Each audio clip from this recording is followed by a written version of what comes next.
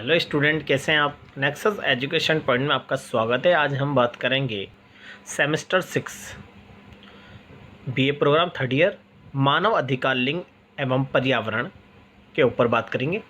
Topic है पितृसत्तात्मक व्यवस्था की अवधारणा को स्पष्ट कीजिए। तो बच्चों, human right, gender and environment में पितृसत्तात्मक व्यवस्था का मोस्ट वेरी इंपॉर्टेंट क्वेश्चन है।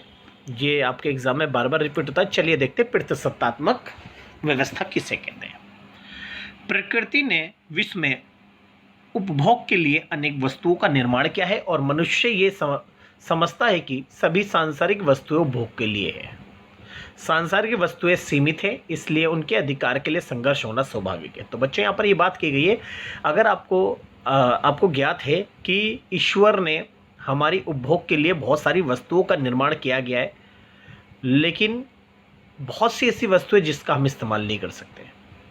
यानी मनुष्य के लिए कुछ सीमित वस्तुएं ही हैं जिसका हम उपभोग कर सकते हैं, और उसे पाने के लिए भी हमें संघर्ष करना ज़रूरी है।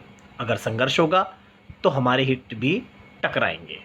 तो यानी ये मान लीजिए, मनुष्य की आवश्यकताएं बहुत सारी हैं और हमारी आवश्यकताओं को पूरा करने वाले संसाधन या वस्तुएं बहुत ही सीमित हैं। इसलिए उनके अधिकार के लिए संघर्ष होना स्वाभाविक है। इस संघर्ष में साधारणतः शक्तिशाली ही विजय होता है। ये तो बात फैक्ट है कि बहुत सारी चीज़ें हमें प्राप्त करनी है और संघर्ष होता है। संघर्ष में केवल वही व्यक्ति उन वस्तुओं को प्राप्त करता है जो बुद्धिमान और शक्तिशाली होता है। अर्थात केवल शक्तिशाली ही जीवित रहते हैं का सिद्धांत सामने आया। इस सिद्धांत के आधार पर शक्ति का प्रयोग स्त्री या पुरुष करे, इसमें समाज में लिंग के आधार पर शक्ति के प्रयोग के सिद्धांत का प्रतिपादन किया गया। तो यहाँ पर यह बताया गया है कि जो हमारी बहुत सारी वस्तुएं हैं, इसको प्राप्त करना, यानी शक्ति किसको मिले, स्त्री को मिले या पुरुष को मिले, ये सिद्धांत हमें स्पष्ट करेगा। इस सिद्धांत के आधार पर शक्ति का प्रयोग स्त्री या पुरुष करे, अर्थात समाज में लिंग के आधार पर शक्ति के प्रयोग के सिद्धांत का प्रतिपादन किया गया। स्त्री व पुरुष दोनों में शक्ति प्रदान करने के लिए संघर्ष हुआ। जी, वस्तुओं को प्राप्त करने के लिए स्त्री और पुरुषों में संघर्ष हुआ और स्त्री और पुरुषों में से पुरुष आगे निकल गए। अर्थात संघर्ष का मूल कारण ये था, दोनों में से शक्ति का प्रयोग कौन करे। यह सिद्धांत इस बात पर बल देता है कि समाज में शक्ति का प्रयोग लिंग के आधार पर होता है और आज भी किया जा रहा है। इस सिद्धांत के आधार पर दो अवधारणाओं का जन्म हुआ। एक है पितृतंत्र की अवधारणा। जी, जो शक्ति की अवधारणा है कि स्त्री या पुरुष दोनों में से कौन कौन करे, उसकी दो अवधारणाओं का उल्लेख किया गया है। पहला है पितृतंत्र की अवधारणा। सभ्य समाज में सबसे पहली संस्था परिवार थी। परिवार में सदस्य एक और रक्त संबंध के आधार पर रहने लगे।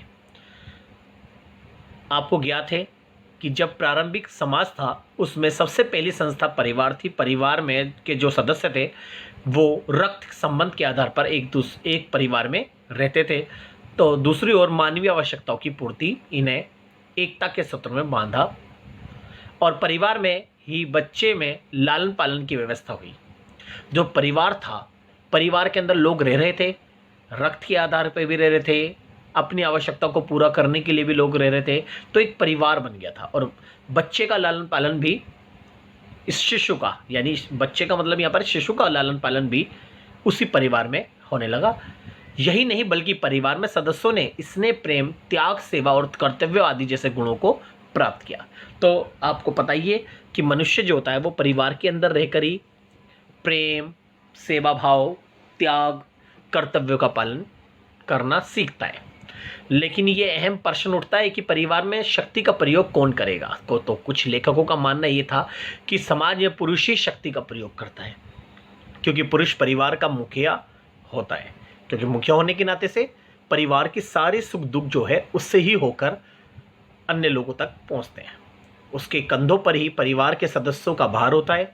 बच्चों की देखरेख और उनका लालन पालन और उनकी आर्थिक आवश्यकताओं की पूर्ति भी का दायित्व भी पिता पर ही होता है और पिता ही सबकी आर्थिक पूर्ति करता है।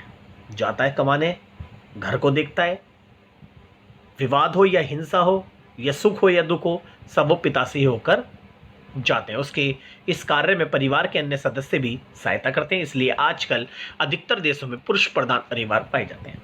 तो यहाँ पर पितृतंत्र की अवधारणा का मतलब ये हो गया, ऐसा समाज या ऐसा परिवार जिसके अंदर संपूर्ण परिवार के जो फैसले वो पिता के द्वारा लिए जाते हैं और पिता ही शासन का मुखिया होता है। तो यहाँ पर पिता की मृत्यु के बाद उसका ज्येष्ठ पुत्र ही गद्दी संभालता है और संपत्ति पर अधिकार रखता है। तो इसे हम पितृतंत्र या पितृसत्तात्मक व्यवस्था भी कहते हैं। अब है दूसरी अवधारणा है मातृ की अवधारणा, मातृतंत्र की अवधारणा। कुछ जातियां ऐसी है जहां मातृ प्रधान परिवार पाए जाते हैं, वहां पर परिवार की मुखिया स्त्री होती है। देखो, पितृतंत्र में पुरुष मुखिया हो रहा है, लेकिन मातृतंत्र में या परिवार की मुखिया स्त्री होगी। यानी जहां पर पितृतंत्र के अंदर जो परिवार का जो सारे फैसले पुरुष रहता है ना, वही सारे काम यहाँ पर लेकिन माँ करती है, स्त्री करती है, और उसी के कंधों पर परिवार का उत्तरदायित्व होता है। परिवार के बच्चों का लालन पालन, वृद्ध व्यक्ति की सेवा देखभाल करना भी स्त्री का ही कार्य है। स्त्री ही परिवार की निजी आवश्यकताओं को ही पूरा करती है। इस तरह परिवार के सदस्यों पर माता का ही पूर्ण अधिकार होता है। यहाँ पर इन परिवारों में जहाँ पर माता को गद्दी दी जाती है और परिवार की देख रेख करने का दायित्व होता है, उसे ही हम मातृतंत्र कहते हैं। तो ये हमने पढ़ा शक्ति की दो अवधारणाओं के बारे में। एक पितृतंत्र है, कुछ ऐसा समाज है, कुछ ऐसे देश है जहाँ पर पिता की चलती है और पिता को ही उसके ज्येष्ठ पुत्र को ही गद्दी मिलती है, यानी पुरुष प्रधान समाज। और दूसरा समाज ऐसा है जहाँ पर मातृ प्रधान समाज है, जहाँ पर माँ की चलती है। तो पितृ प्रधान यहाँ पर एक गलती हो गई है, पितृ प्रधान सिद्धांत का विकास है। तो पितृ प्रधान सिद्धांत का इतिहास काफ़ी पुराना है। इस सिद्धांत के बारे में यूनान, रोम तथा भारतीय इतिहास आदि में उल्लेख मिलता है। यूनान में पिता को अपने परिवार पर असीमित अधिकार प्राप्त होता है, क्योंकि सारे फैसले जो होता है वो पिता के द्वारा ही लिए जाते हैं, इसलिए उसे परिवार में असीम अधिकार है। इसी प्रकार यहूदियों ने भी परिवार में पुरुष को बड़ा व सर्वोत्तम माना, उसका अपने परिवार के सभी सदस्यों पर नियंत्रण रहता था। भारत में भी संयुक्त कुटुंब प्रणाली पिता प्रधान प्राप्त है। इस प्रकार के परिवार को अपना आधार मानकर पैतृक सिद्धांत के विद्वानों का मानना है कि ये परिवार समाज में और पिता राजा में परिवर्तित होंगे, इस प्रकार राज्य का जन्म होगा। बात करते हैं पितृ प्रधान सिद्धांत की विशेषताओं के बारे में। पहली विशेषता है राज्य पैतृक परिवारों का विस्तृत रूप है।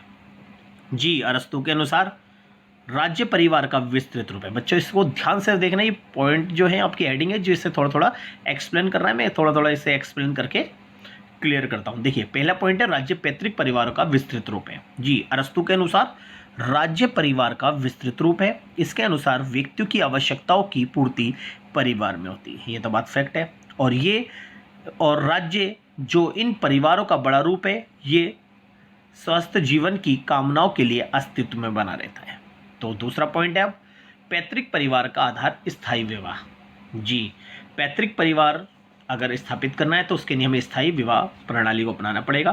पितृसत्तात्मक सिद्धांत की एक विशेषता यह है कि पैतृक परिवार का आधार स्थायी विवाह है, जिसके अंतर्गत एक पुरुष एक स्त्री से विवाह करता है। ऐसे परिवारों में विवाह विच्छेद बहुत कम होता है। पत्नी पति के प्रभुत्व को स्वीकार करती है।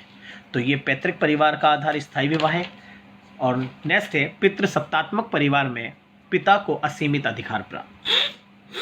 पितृसत्तात्मक सिद्धांत के अनुसार पितृसत्तात्मक परिवार में पिता को सर्वोच्च व असीमित अधिकार प्राप्त होते हैं। इनके अनुसार परिवार के सबसे बड़े पुरुष सदस्य को परिवार के सदस्यों पर नियंत्रण तथा अधिकार रखने का पूर्ण अधिकार प्राप्त होता है। इसलिए पितृसत्तात्मक परिवार में पिता को असीमित अधिकार प्राप्त होते हैं।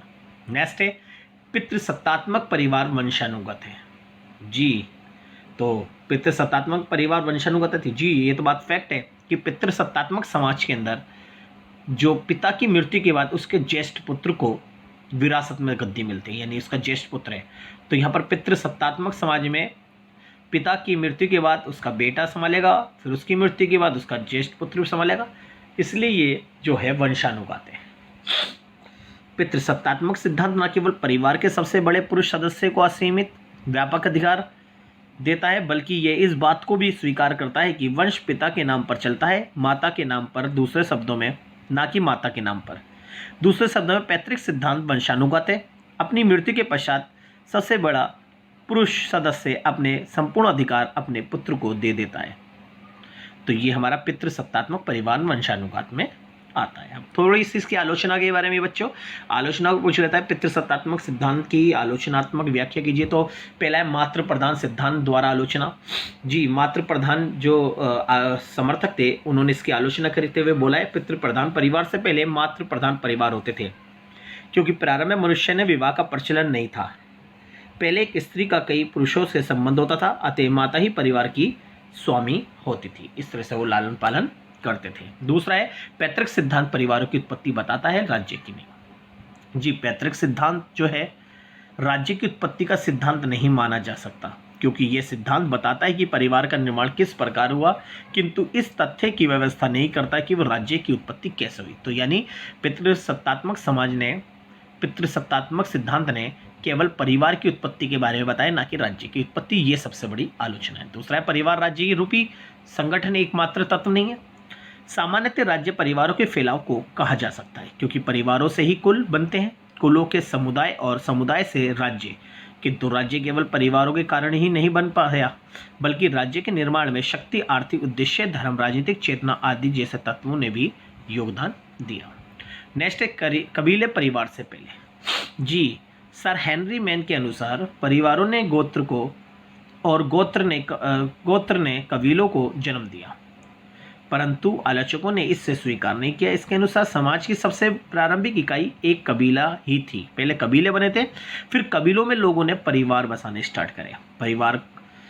परिवार का तो बाद में ही जन्म हुआ था। कबीले टूटने पर गोत्र जन्म हुआ और गोत्र के टूटने पर परिवार का जन्म हुआ। तो इस तरह से कबीले परिवार से पहले बने हैं। तो ये हमारा क्वेश्चन था पितृसत्तात्मक व्यवस्था के ऊपर। मोस्ट इम्पोर्टेंट है, इसे बहुत अच्छे से ले। अगर आपने हमारी वीडियो को सब्सक्राइब नहीं किया है तो हमारे चैनल को सब्सक्राइब करें, लाइक करें, कमेंट शेयर करना ना भूलें।